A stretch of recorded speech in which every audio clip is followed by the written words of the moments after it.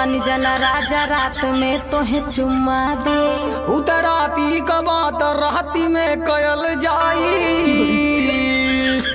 राजा हो धूप ह बड़ी तेज ना सहल जाई। त तोहरे खाती कूलर एसी लगवा दी का। राजा हो नमकीन स्प्राइट भी मंगा दीना।